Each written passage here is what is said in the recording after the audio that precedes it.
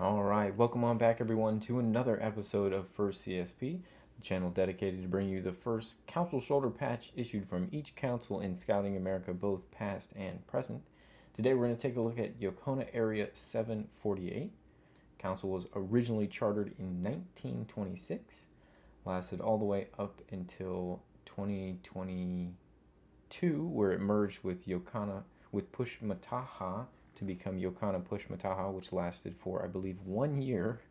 And then in 2023, uh, that became what is now Natchez Trace Council.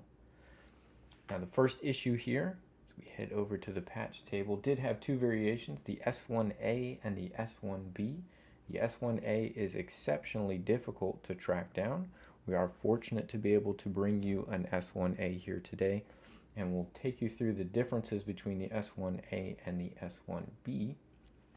S1A is defined by a white border, they listed as a dark blue sky, dark blue water, black name, and most specifically red base material. You can see some of the red base material at portions on the outside, but actually on this one the stitching is pretty loose in the interior, so around the cloud you can see this red base material all along the tops of the trees. You can kind of see it peeking out there in person, kind of along the back. You can see little flecks of red.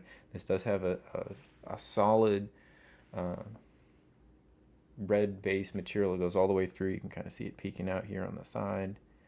Um, and the red base material is one of the requirements for it to potentially be an S1A, but there has been note that some S1Bs did have red base material as well, so that's not in and of itself enough to guarantee that you have an S1A and not an S1B. Most, I think, of the S1Bs are made with blue or white base material, but there have been listings of some red. So we'll be able to kind of show you some of the differences between the A and B as we continue here. Great camping scene with the canoeing. I really love the simplicity of this patch. Turn it over, we can take a look at the back. Here along the side, obviously you can see very clearly that red base material, again, which is one of the things we're looking for in an S1A. But when we put up the S1B, what we're going to find is some of the defining characteristics is the difference in the text.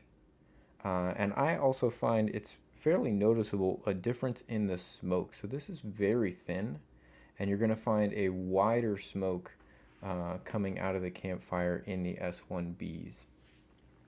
All right, so let's take a look at an S1B here on the table. So this is an S1B. We're going to find that the text is going to look a little more bold when we put them right next to each other. It also looks like a darker black to me.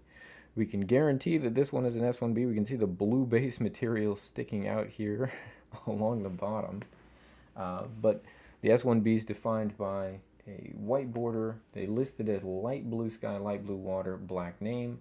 They do say there is a range of base materials, and in the collection guide it lists blue and white, although other collectors have noted that there are reds that do happen. They do note that there is a range for the color of water and sky. Some are listed as light blue, some are listed as medium. This is one where the collecting guide focuses on the sky and water and lists that as a kind of a primary differentiation between an S1A and an S1B. For me personally, I find that to look a lot more like the Baden-Powell S1A, S1B, where they listed as dark gray and light gray, and they really look the same. It really wasn't until the Baden-Powell S1C, you can go back and check that episode if you'd like to see what I'm talking about there, went to a light gray, but the first two they list as different colors, but they really do appear to be the same.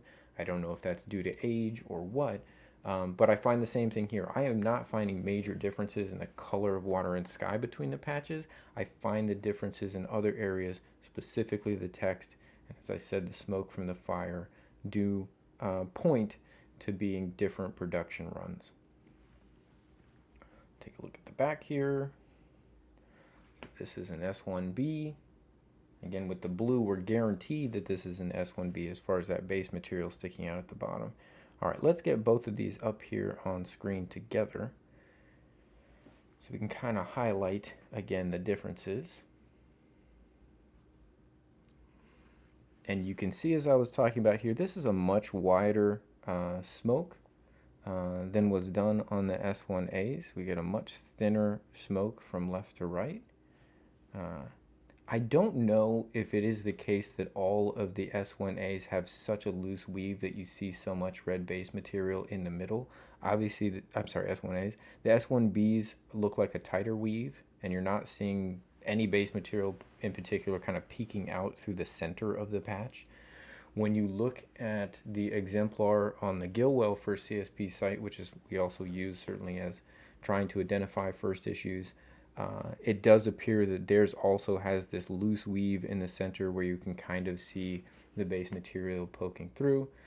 But if we look at the text, we get a much bolder and what appears to be kind of a darker black, but I think it's just because it's a thicker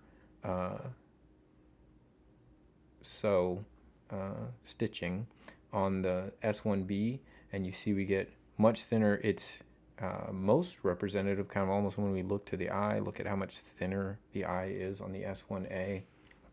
And here I can even move these to where they're on top of one another and right next to each other. You can tell that those are different production runs. Makes it a little bit easier to differentiate the two. Beyond that, the patches are exceptionally similar. Absolutely. It can be very difficult. It's difficult to hunt one of these down in the wild and necessarily know you've got an A versus a B unless you have an exemplar to put next to it. So that is the S1A and S1B for Yocona.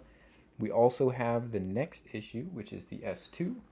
They took that same scene and put a nice gold mylar border around it.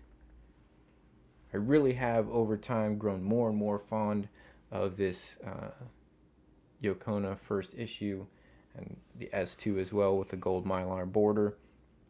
Just, it's kind of simple and understated, but just really pleasant. Makes me think of my time camping and canoeing as a scout, almost specifically of camping at summer camp and going canoeing at the Lenoche Scout Camp in Central Florida, where I grew up. Reminds me of that.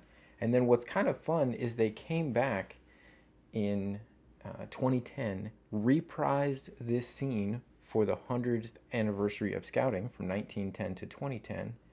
I'll kind of just put it at the bottom with the S70. So the Yocona Area S70 here with the bold bubble stitch that we see on a lot of hats nowadays. They actually did that on the patch, celebrating the adventure, 100 years of scouting. And you can see, obviously, they're just mirroring and paying tribute to the very first issues from the council. I love that. When I saw this patch and knew that it existed, I really wanted to add it to the collection. I really like having things that are paying tribute to or pay homage to first issues or somehow first issue adjacent. Certainly that's what we try and bring to you here on the channel. So I thought that that was really, really fun. All right, let's finish out here by putting the first issue S1A here at the top, and then we'll leave that S70 reprising it in 2010 as well for you guys to enjoy as we close out this particular episode. Hope you guys have found this informative. Maybe you learned something, especially about the very difficult to find S1A from Yocona Area. And I hope you guys have a great time. If you're looking to hunt it down, I hope you enjoy the adventure that is collecting first CSPs. If you haven't started collecting first CSPs, might I say, it is a ton of fun to track these issues down, and many of them are very, very accessible. There's only a few that are like this that are a lot harder to find, and I think you'll really enjoy that as well. As always, if you like the video, please give it a thumbs up, share it with your friends. We'll be back tomorrow with another brand new episode. So until then, hope you guys have a great rest of your day.